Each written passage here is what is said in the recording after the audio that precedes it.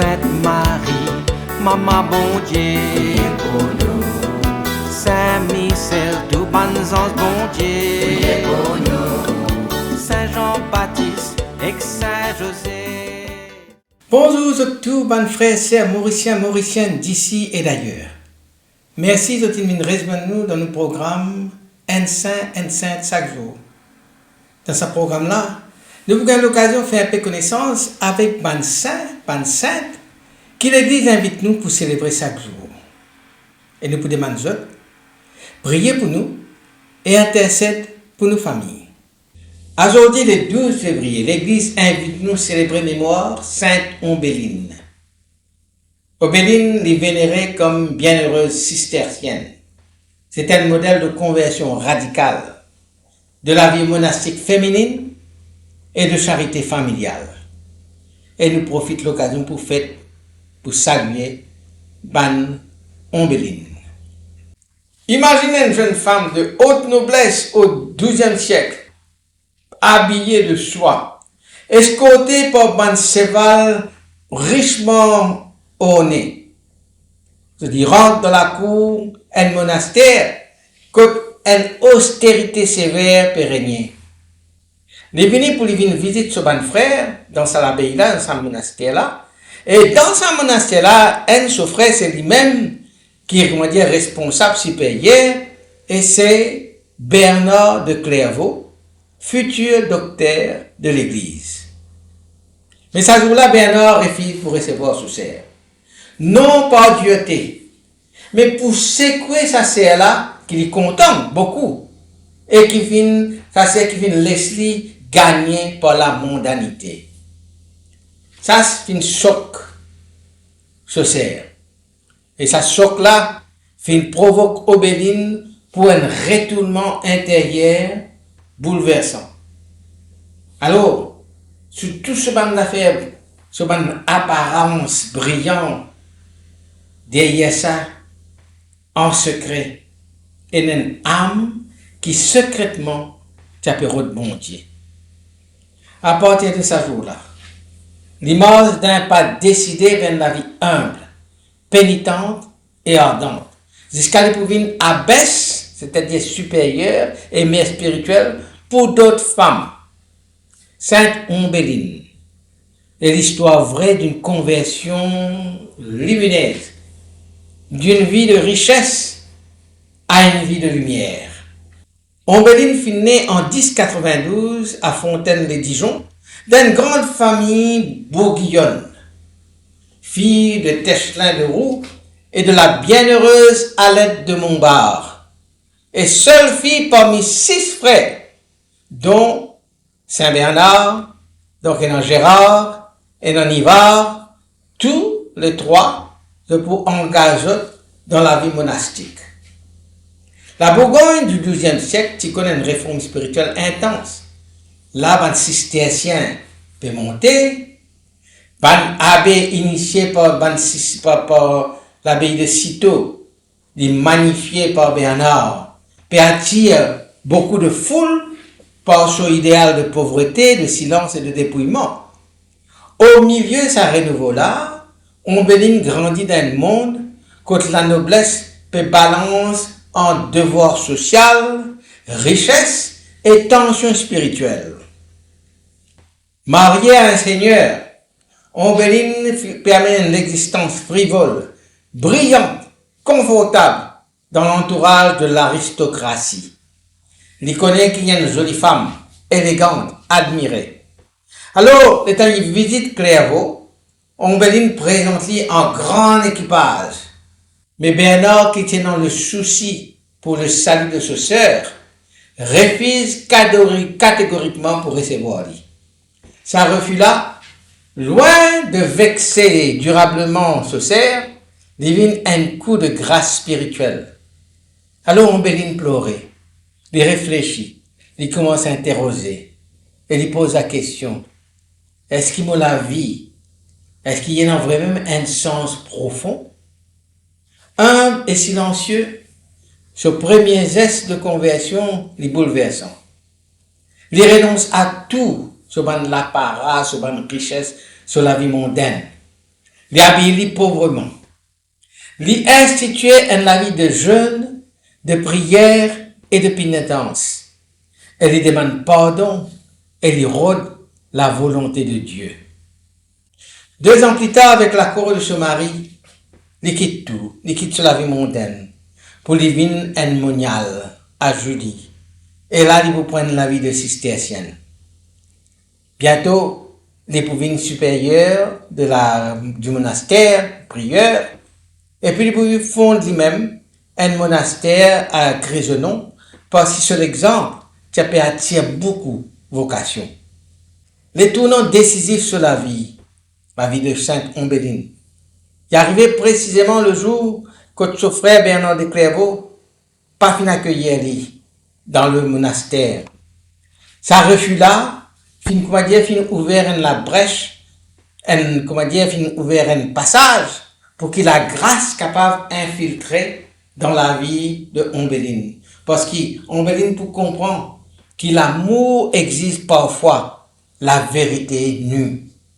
Ce soit, c'est pas un simple changement de style de vie, mais là, c'est un renversement existentiel, un renversement de tout sur l'existence pour la quête totale de Dieu.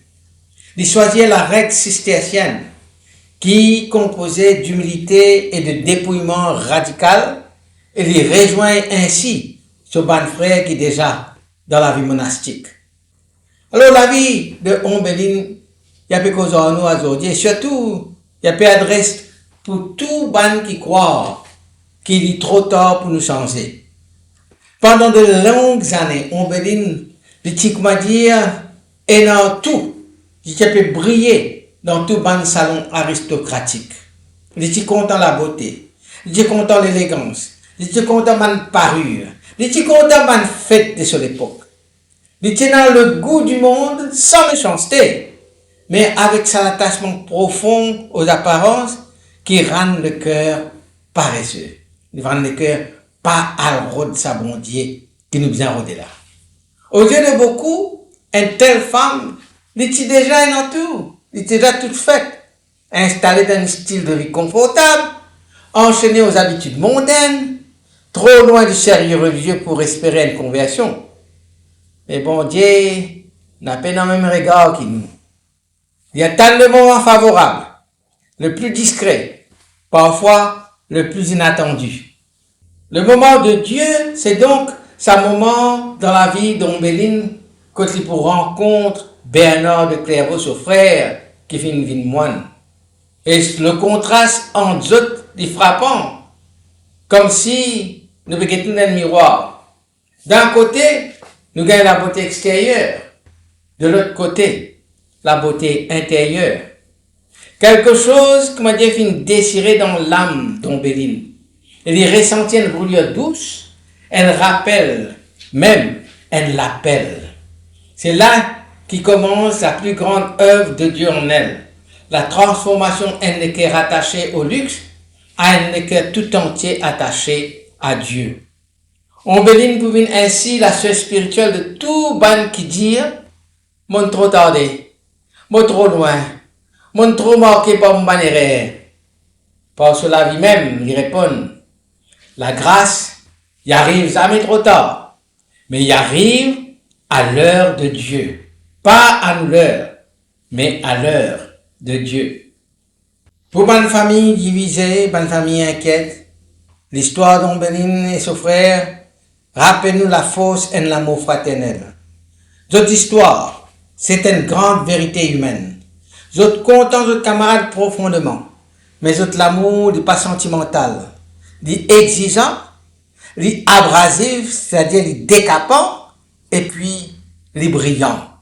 Bernard, n'est pas ménage sur ban mot, ni sur ban vérité, l'étant les causes avec ce sœur.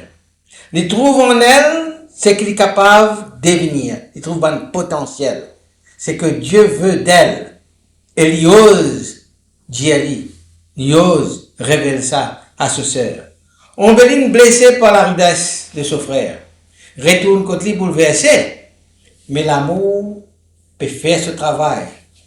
Dans le silence de ce banc de la nuit, Parole de Bernard vient, comment dire, la braise qui peut réchauffer sur l'intérieur. Peu à peu, un désir commence à naître, commence à fermer et commence à venir une décision. On béline, il a envie de répondre à l'appel de Dieu, non pas pour plaire à son frère, mais parce que sur le cœur, il commence lui-même, tant bon Dieu causé. Pour les familles aujourd'hui parfois traversées de silences douloureux, de conflits non résolus, des distances émotionnelles, Ombéline et Bernard montrent-nous qui l'amour vrai n'est pas complaisant. La vérité est capable d'une forme de tendresse. Bon Dieu est capable de passer par un frère, une sœur, un parent pour réveiller une âme endormie. Relation Bernard et Ombéline rappelle-nous délicatement que personne n'a pas sauvé seul et que parfois le salut il passe par un lien familial qui nous croit ordinaire. Pour nos sociétés saturées d'apparence, Ombéline nous rappelle-nous la liberté du dépouillement. Nous vivons dans un monde où l'apparence prend place de la signification, du sens. Nous pensons qu'il nous capables de définir nous par nous l'apparence. Le regard des autres fonctionne comme un juge permanent. L'image extérieure finit un projet qui nous vient entretenir. La valeur d'une personne, comme dit parfois mesurée par ce qu'il nous est capable de montrer, plutôt par ce qu'il nous était. Ombéline, tu connais sa prison là. Lui-même, il tient l'icône, il est joli, il est admiré, il est envié.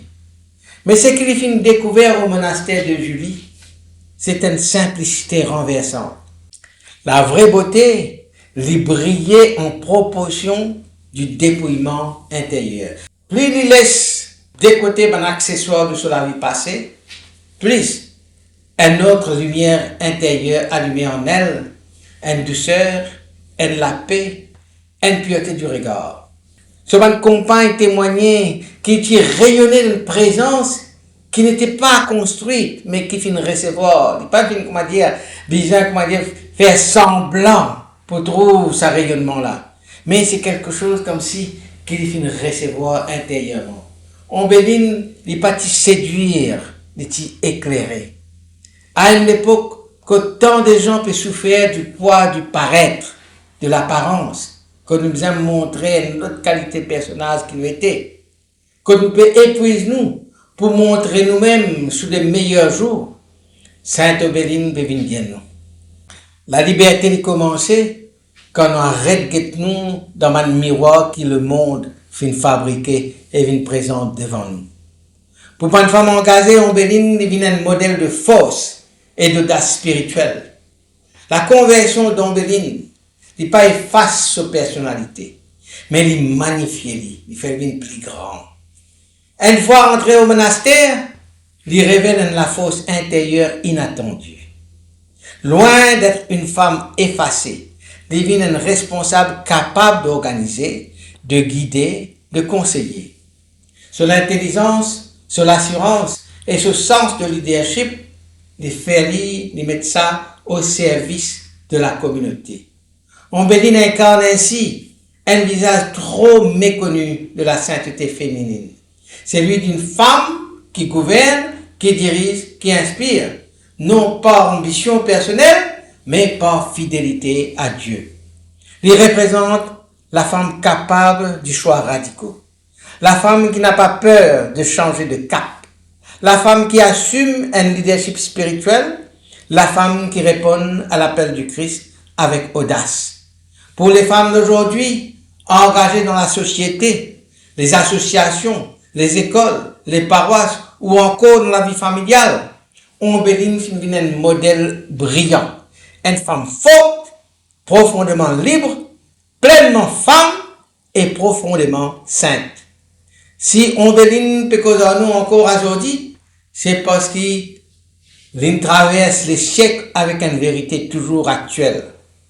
Dieu est capable toujours de faire commencer la vie nouvelle. En elle, le monde ancien finit de défaire et une femme nouvelle finit apparaître, resplendissante de paix et d'autorité spirituelle. C'est une sœur pour tout ban qui découragé, un signe pour les familles, la lumière pour ban qui paraît comme Dieu peut étouffer, une image pour les femmes engagées. Alors à nous prier. Sainte Ombéline, toi qui fintan la voix bon Dieu à travers un refus, apprends-nous pour reconnaître les appels cachés derrière les humiliations. Toi qui fin quitte la richesse, la beauté et le prestige pour la pauvreté du Christ et la joie du monastère, ouvrez-nous les cœurs à la vraie liberté, la liberté qui donne nous l'amour de Dieu. Intercède pour bonne famille divisée, pour bonne femme en recherche, pour tout ban qui croit qu'il est trop tard pour être capable sans autre la vie. Fais-nous gagner un cœur humble, un désir brûlant de Dieu et la force pour répondre aujourd'hui à cela grâce. Sainte Aubéline, priez pour nous familles. Amen. Qui bon Dieu bénisse et tout le ban proche, qui soit l'esprit habite toujours dans eux, qui les protège partout et toujours. Au nom du Père et du Fils et du Saint-Esprit. Amen et à demain. Priez pour nous. Saint Jean, Saint Marc et Saint Luc. Priez pour nous, priez pour nous, priez pour nous. Sainte Marie-Madeleine et Saint Étienne. Priez pour nous. Saint Ignace et Saint Laurent.